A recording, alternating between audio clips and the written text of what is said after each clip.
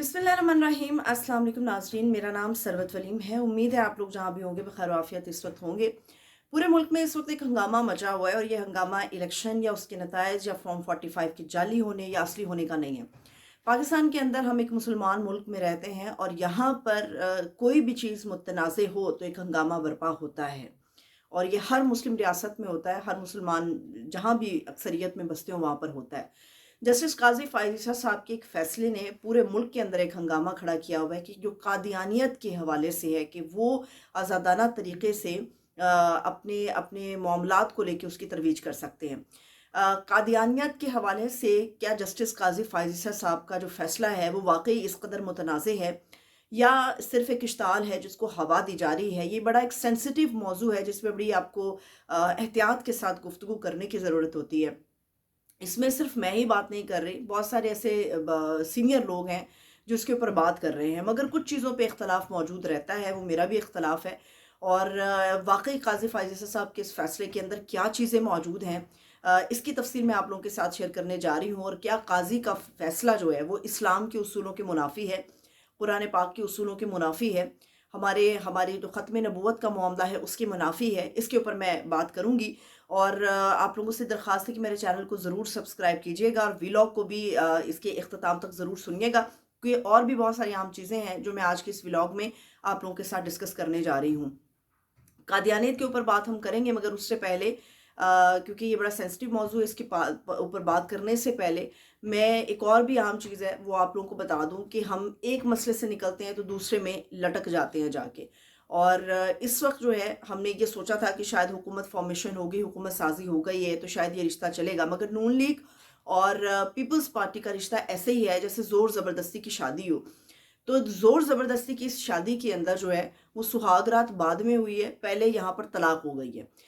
यहाँ पर जो मामलात हैं इन दोनों के इत्तेहाद को लेके वो बड़ी संजीदा नोयत के हैं।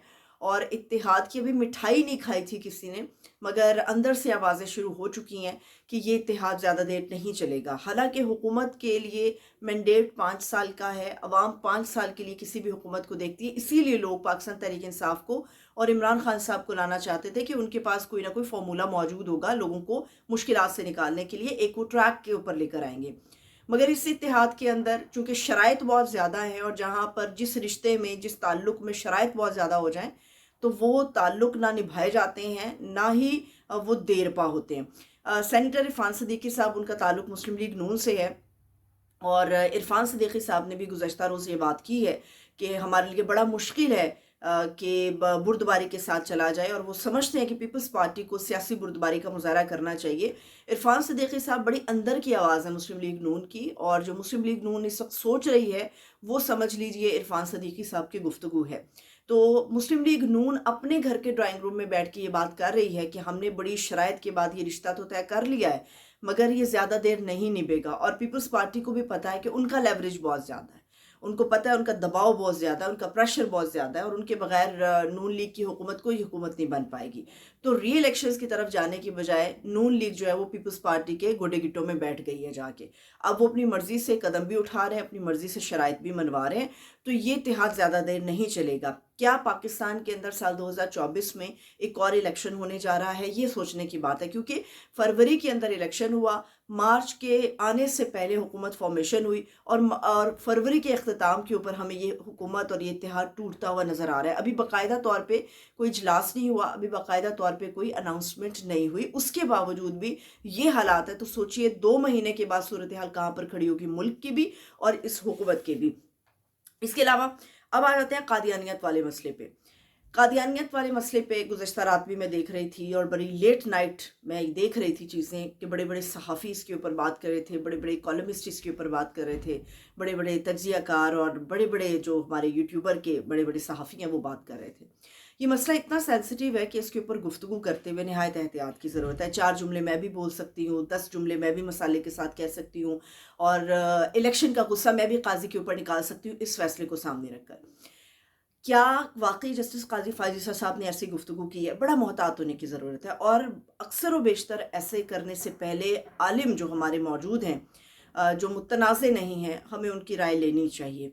और कुरान पाक ख़त्म नबूवत और इस पे हमारी जान भी कुर्बान है, मगर किसी भी फैसले को किसी ग्रज के नतीजे में, किसी बदले के नतीजे में, किसी शख्सियत से जोड़ने के नतीजे में हमारे मुल्क में एक इश्ताल आता है और इल्ज़ाम लगाना बड़ा आसान होता है। ख़ास तौर पे मज़हब के हवाले से इल्ज़ाम लगाना बड़ा ही आसान होता है, किसी के ऊपर भी उठाकर लगा दिया जाए। इमरान खान साहब के साथ भी यही हुआ था, उनके ऊपर भी मज़हब के कार्ड खेलने की कोशिश की गई थी और इसीलिए वो जो वज़ीराबाद का अटैक इमरान खान साहब पे हुआ था वो हमारे सामने। बड़े सोच समझ के ऐसे मामलात को लेकर चलना चाहिए।